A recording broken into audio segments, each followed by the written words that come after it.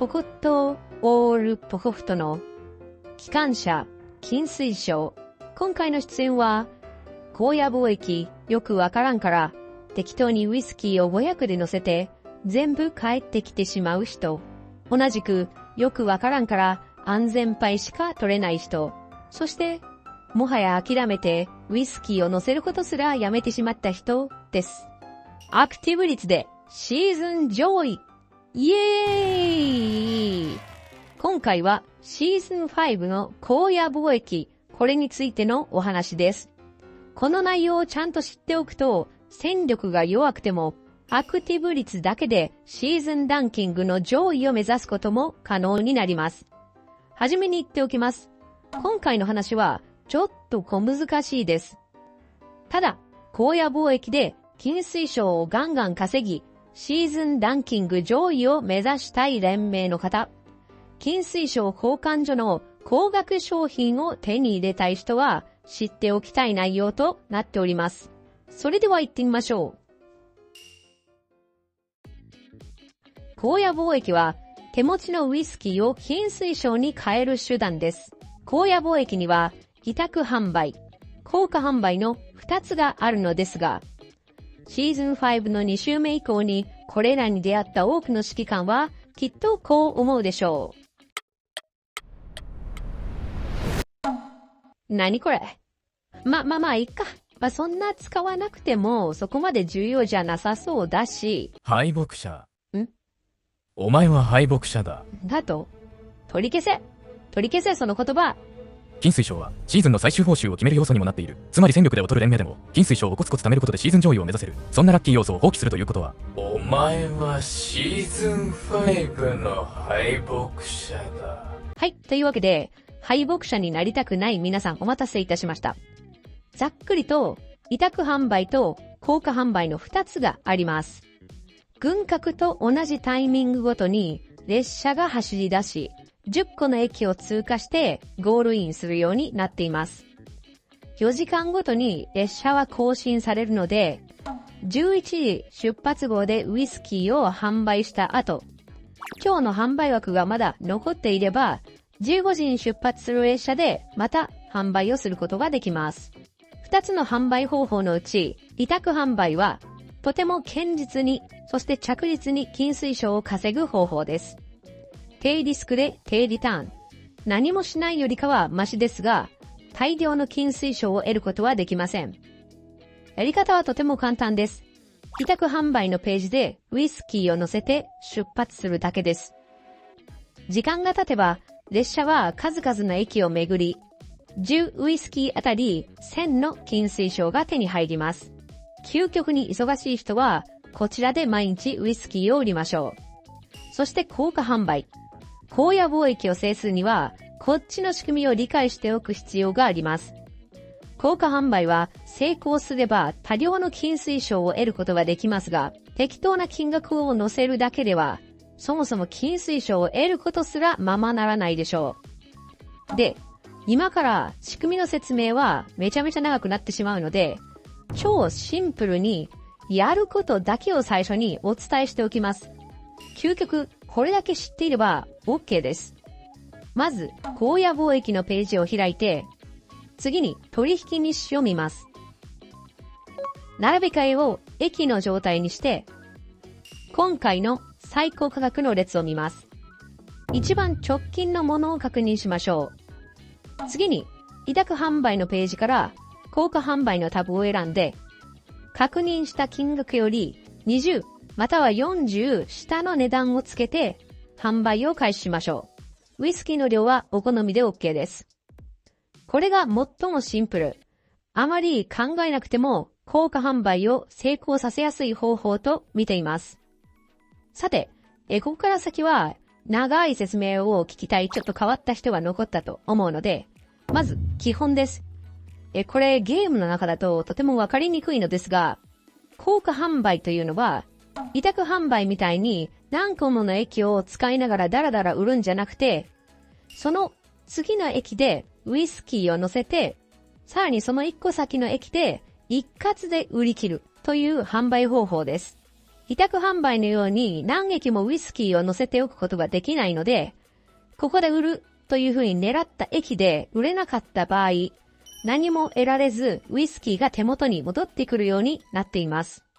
私はしばらくこれに気づかなくて、気づいたらウイスキーの1日の販売上限をオーバーフローするようなとてももったいない状態になってしまいました。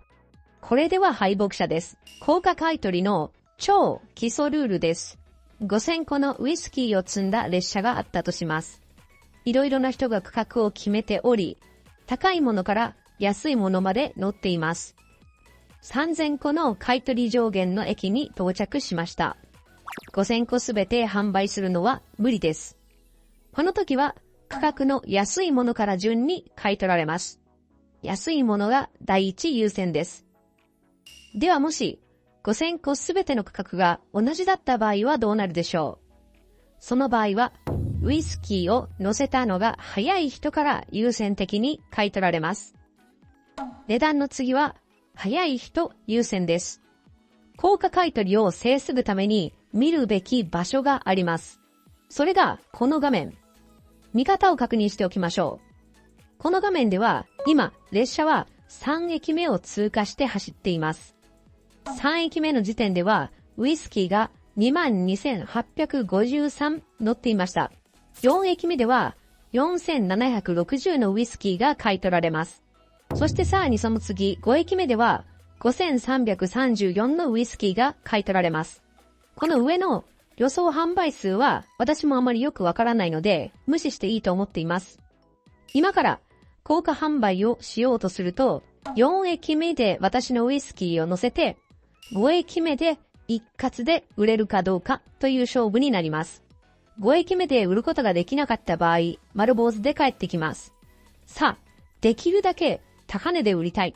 なんなら上限いっぱいの500やその1個下の480の単価で売りたい。と思った時に、今この時点で載せるのはありでしょうか？なしでしょうか？ 3、2、1、なしです。高価では売ることは難しいでしょう。4駅目での買取上限。4760。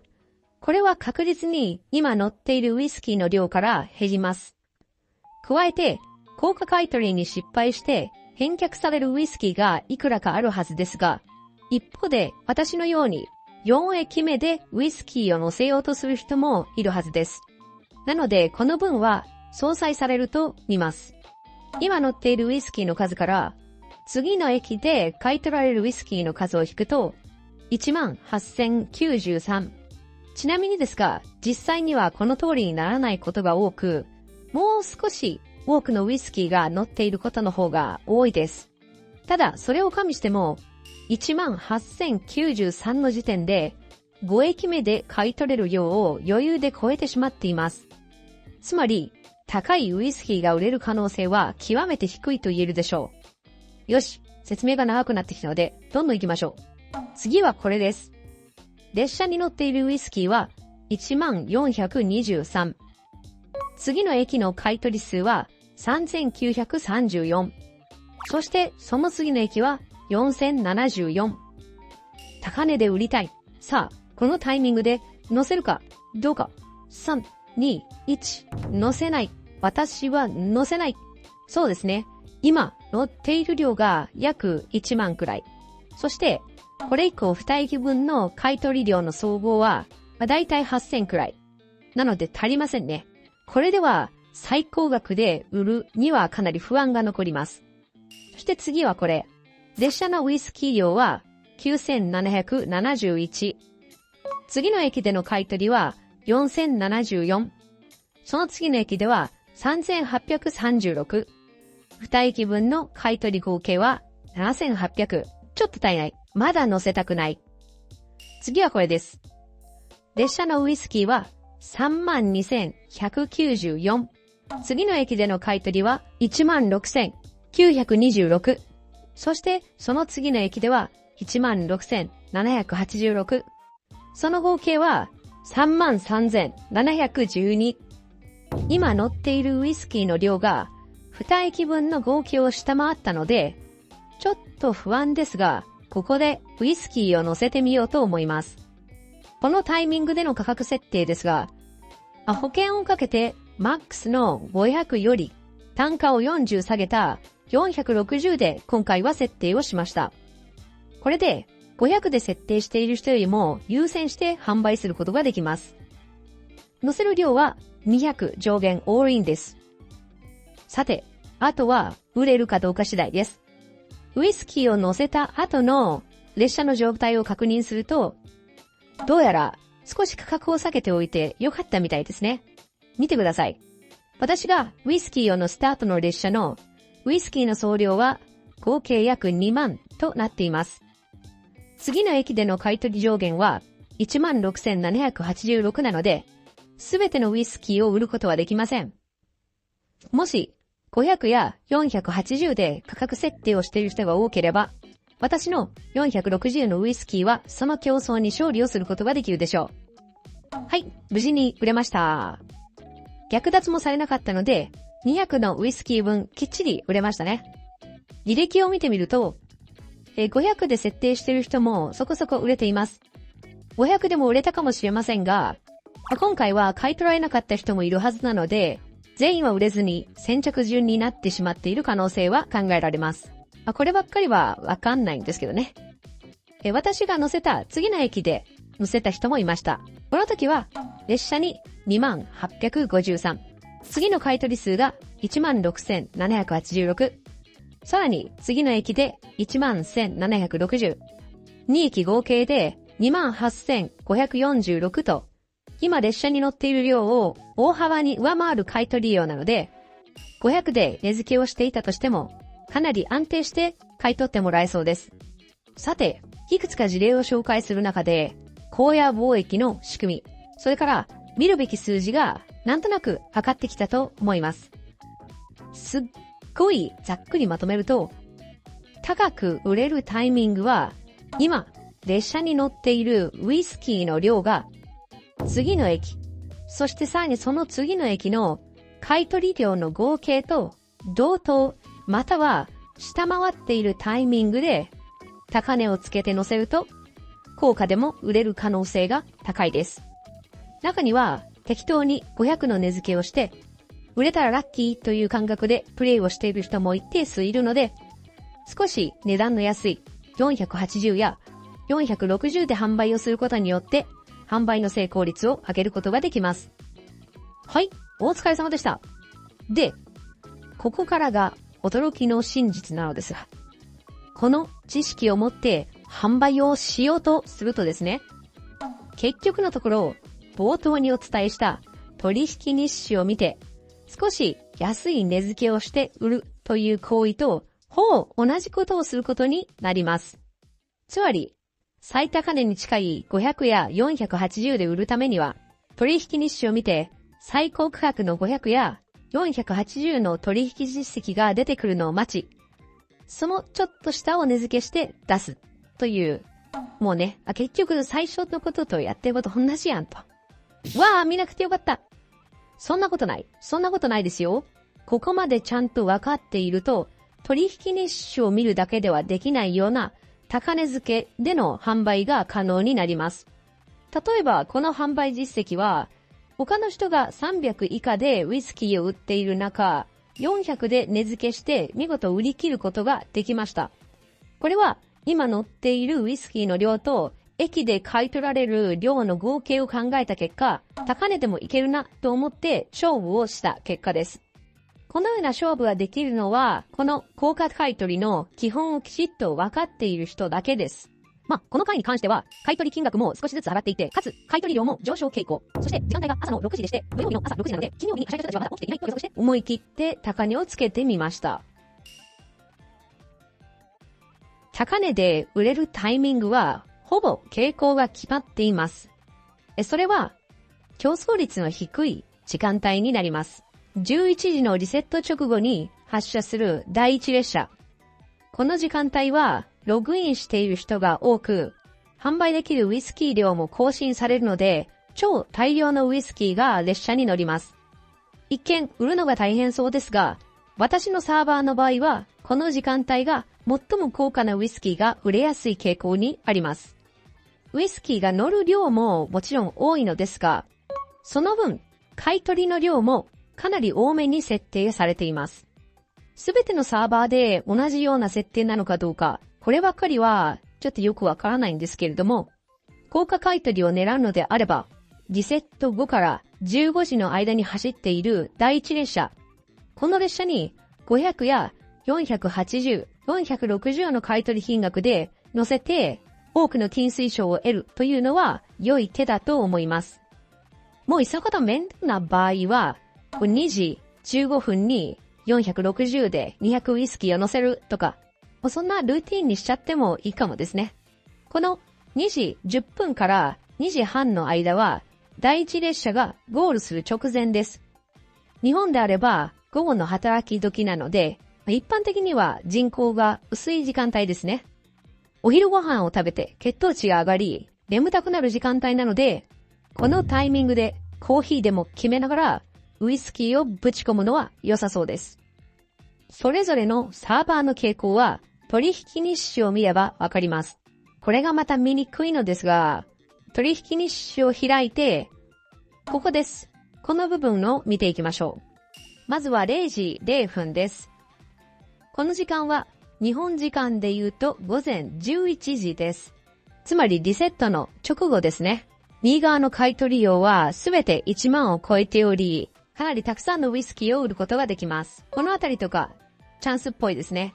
2万が続いて、最も高くなるのが328サーバーなので、ここで高値をつけられるかどうかをチェックするのはいい作戦だと思います。